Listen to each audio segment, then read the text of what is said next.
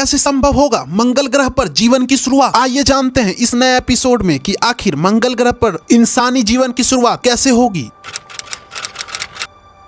दोस्तों, बात 17 सितंबर 2015 की है, जब वाशिंगटन के नासा मुख्यालय में काफी हलचल थी। अमेरिकी अंतरिक्ष एजेंसी वैसे तो आए दिन कोई न कोई सार्वजनिक कार्यक्रम करते रहती है और इसकी चर्चा हमेशा मीडिया में होती है, लेकिन इस बार का आयोजन कुछ खास था। इस दिन नासा ने पहली बार मंगल की जमीन पर इंसान उतारने की परियोजना को सार्वजनिक किया था। इस मौके पर एजेंसी के प्रशासक चार्ल्स बोल्डन ने बताया कि नासा ने अपने इतिहास में पहली बार मंगल ग्रह पर इंसान उतारने की पुख्ता योजना तैयार कर ली है। हालांकि उन्होंने यह भी जोड़ा कि मानव को मंगल पर उतरने के लिए अभी बहुत सारा काम बाकी है, लेकिन उन्होंने बोला यह निश्चित है कि हम वहां पहुंचेंगे। दोस्तों, इसके 12 दिन बाद नासा ने मंगल ग्रह से जुड़ी अब तक की सबसे बड़ी खोज की घोषणा कर दी। एजेंसी ने 29 सितंबर को बताया कि सौर मंडल के लाल ग्रह की सतह पर पानी है। पानी यानी जीवन की सबसे बुनियादी जरूरत। इतने थोड़े से वक्त में नासा की इन दो अहम घोषणाओं ने अंतरिक्ष में ज्यादा दिलचस्पी न रखने वाले लोगों का भी ध्यान अपनी ओर खींच लिया था। इसके साथ ही 2 अक्टूबर को रिलीज हुई फिल्म द मार्शियन ने मंगल पर इंसानों के बसने की चर्चा को और तेज कर दिया। दोस्तों, हॉलीवुड की इस साइंस फिक्शन फिल्म को मंगल ग्रह पर इंसानी जीवन को लेकर फिल्माया गया है और रही सही कसर 10 अक्टूबर को जारी नासा के उस रिपोर्ट ने कर दी, जिसमें 2030 से 2015 के बीच मंगल पर इंसानी बस्तियों को बसाने की 3 चरण की एक योजना समझाई गई है। दोस्तों, अंतरिक्ष विज्ञान का इतिहास देखें तो पता चलता है कि पृथ्वी के एक पड़ोसी ग्रह ने आम लोगों के मन में इतनी जिज्ञासा कभी नहीं जगाई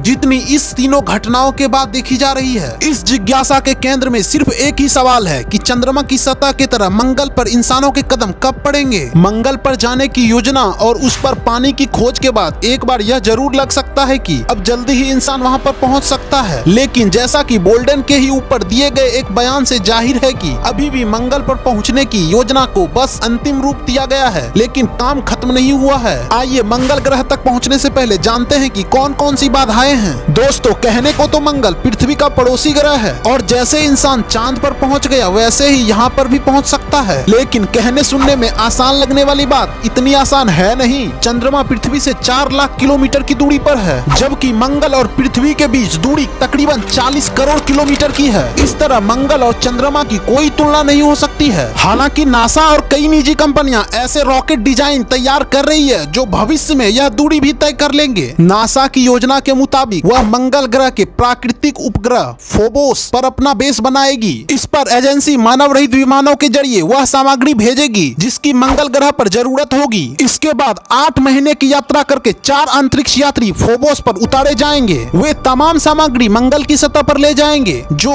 कम से कम 10 महीने तक के लिए पर्याप्त होगी। फोबोस की सतह मंगल की अपेक्षा ज्यादा ठोस है, इसलिए यहाँ रॉकेट उतरना व बेस बनाना आसान है। यह मंगल की सतह से बस 6000 किलोमीटर की ऊंचाई पर चक्कर लगाता है, सो यहाँ रहते हुए मंगल की सतह पर बार बार आया जा सकता है और आसानी से उसका अध्ययन किया जा सकता है। तो यहाँ एक दूसरी चुनौती अंतरिक्ष यात्रियों के स्वास्थ्य से संबंधित है। अभी तक हमें नहीं पता है कि इतनी लंबी यात्रा उनके शारीरिक और मानसिक स्वास्थ्य पर क्या असर डालेगी। अभी तक के अध्ययनों से पता चला है कि लंबे समय तक गुरुत्वाकर्षणहीनता की स्थिति में अंतरिक्ष यात्रियों के हड्डियों और मांसपेशियों को क्षति पहुंचाती है। जो अंतरिक्ष यात्री कुछ महीने तक अंतर्राष्ट्रीय अंतरिक्ष स्टेशन पर समय बिता चुके हैं उनके अनुभव यही बताते हैं। दोस्तों, अंतरिक्ष यात्रियों की मनोदशा पर भी इस यात्रा का बुरा असर पड़ सकता है। हमारे इंटरनेशनल स्पेस स्टेशन में तो दोस्तों अंतरिक्ष यात्री पृथ्वी की कक्षा में ही चक्कर लगाते हैं और नियमित रूप से धरती पर बातचीत करते रहते हैं। आपातकाल में वे स्पेसक्राफ्ट का इस्तेमाल कर पृथ्वी पर भी पहुंच सकते हैं, लेकिन मंगल ग्रह की कक्षा में यह इतना आसान नहीं होगा। जहां बातचीत की चुनौती है यह मुमकिन है, लेकिन बातचीत वास्तविक समय पर नहीं हो पाएगी। जब मंगल और पृथ्वी के बीच सबसे न्यूनतम दूरी होगी तब तकरीबन 7 मिनट के अंतराल पर रेडियो सिग्नल का आदान प्रदान होगा। दोस्तों, इसका मतलब यह है कि हम मंगल ग्रह से अभी कुछ बोलेंगे तो 7 मिनट बाद पृथ्वी पर वह सुनाई देगी और पृथ्वी पर कुछ बोलेंगे तो उसके 7 मिनट बाद मंगल ग्रह पर सुनाई देगी। और आपातकाल स्थिति में मंगल से तुरंत पृथ्वी पर पहुंचना फिलहाल नामुमकिन होगा, क्योंकि इसकी दूरी काफी ज्यादा है। अंतरिक्ष यात्रियों को इस तरह की और कई शारीरिक शारीरिक और मानसिक चुनौतियों का सामना करना पड़ सका है। इसके लिए नासा ने पहले से ही एक प्रयोग शुरू कर दिया है। इसके तहत 6 लोगों को तकरीबन उन्हीं परिस्थितियों में रखा गया है जिसका सामना 8 महीने की यात्रा के दौरान अंतरिक्ष यात्रियों को करना पड़ेगा। दोस्तों, आप सोच रहे होंगे कि आखिर अंतरिक्ष यात्री मंगल की सतह पर कैसे रहेंगे, तो आइए हम आपको बताते हैं। मंगल पर पहुंचने की चुनौतियों को पार कर लेने के बाद अंतरिक्ष यात्रियों की अगली चुनौती होगी इस ग्रह पर जीवित रहने की। दोस्तों, यहाँ का औसत तापमान -62 डिग्री सेल्सियस होता है और रात में यह -73 डिग्री सेल्सियस पर पहुंच जाता है। अंतरिक्ष यात्रियों को सबसे पहले इतने कम तापमान पर जीवित रहने के लिए तरीके इजाद करने होंगे। मंगल ग्रह का वायुमंडल बहुत विरल है। इसका मतलब है कि सूरज की पैरावैग्निक किरणें यहाँ पर सीधे धावा बोलती है, जो इंसानों के लिए बेहद ही खतरनाक है। मंगल ग्रह की मुख्य गैस कार्बन डाइऑक्साइड है। इसका मतलब यह है कि हम लोग यहाँ सांस नहीं ले सकते। अंतरिक्ष यात्रियों को मंगल पर यह सहूलियत हो सकती है कि इस ग्रह का गुरुत्वाकर्षण बल पृथ्वी की तुलना में सिर्फ 38% है। इसकी वजह से उन्हें अपनी वजनी पैराशूट के साथ घूमने फिरने में दिक्कत नहीं होगी। लेकिन इसका नकारात्मक पक्ष यह है कि इतना कम गुरुत्वाकर्षण हड्डियों और मांसपेशियों को नुकसान पहुंचाएगा। अंतरिक्ष यात्री कुछ महीने के लिए मंगल पर रुकेंगे। इसलिए नासा की योजना का एक हिस्सा यह भी है कि इस ग्रह की कुछ संसाधनों का इस्तेमाल कर जीवन की कुछ बुनियादी जरूरतें पूरी की जाए। पहले नासा की एजेंसी की योजना थी कि मंगल सतह के नीचे खुदाई करके पानी निकाला जाएगा, लेकिन अब यह सतह पर ही मिल गया है, तो एक बड़ी मुश्किल नासा के लिए आसान हो चुकी है। जहां तक ऑक्सीजन की बात है, तो मंगल पर इसे पाने के लिए एजेंसी ने एक प्रक्रिया इजाद की है। इसके तहत बिजली से वायुमंडल की कार्बन डाइऑक्साइड का विखंडन कर ऑक्सीजन प्राप्त की जाएगी। मंगल की सतह पर पर्याप्त मात्रा में मीथेन गैस भी है। नासा की योजना का एक हिस्सा कहता है कि पृथ्वी तक की वापसी यात्रा में यह रॉकेट के लिए जरूरी ईंधन की तरह इस्तेमाल की जा सकती है। पिछले दिनों अंतरिक्ष स्टेशन में अंतरिक्ष यात्रियों ने सब्जी उगाने का सफल प्रयोग किया था। नासा का उम्मीद है कि इसी तकनीक से मंगल ग्रह पर भी सब्जी उगाई जा सकती है। मंगल पर पहुंचने की नासा की योजना के इन सभी हिस्सों पर फिलहाल परीक्षण चल रहा है और इसमें उसे लगातार सफलता भी मिल रही है। नासा की योजना है कि 2030 तक मंगल की सतह पर इंसानों को उतार दे। हालांकि आम लोगों में इंसान की मंगल यात्रा से जुड़ी जो जिज्ञासा इस समय दिखाई दे रहा है, 7 साल लंबा अरसा कहा जा सकता है। लेकिन जब हम अंतरिक्ष विज्ञान की नजर से देखते हैं तो 40 करोड़ किलोमीटर दूरी तय करने के लिए यह अरसा कुछ भी नहीं है। दोस्तों, अगर आप जानना चाहते हैं कि नासा मंगल ग्रह पर किस तरह कॉलोनी बसाने की सोच रहा है, तो इस वीडियो के डिस्क्रिप्शन में आपको उस वीडियो का लिंक मिल जाएगा। इसमें हम आपको बताएं कि नासा मंगल ग्रह के वातावरण को कैसे मानव अनुकूल बनाएगा और वहां पर कॉलोनियां बसाएगा। अगर आपको वीडियो पसंद आया तो वीडियो को लाइक और शेयर जरूर करें और चैनल को सब्सक्राइब जरूर कर लें, क्योंकि हम आपके लिए ऐसे ही रोचक एपिसोड और मजेदार फैक्ट्स लाते रहेंगे। मिलते हैं अगली वीडियो में, तब तक के लिए बाय बाय, जय हिंद।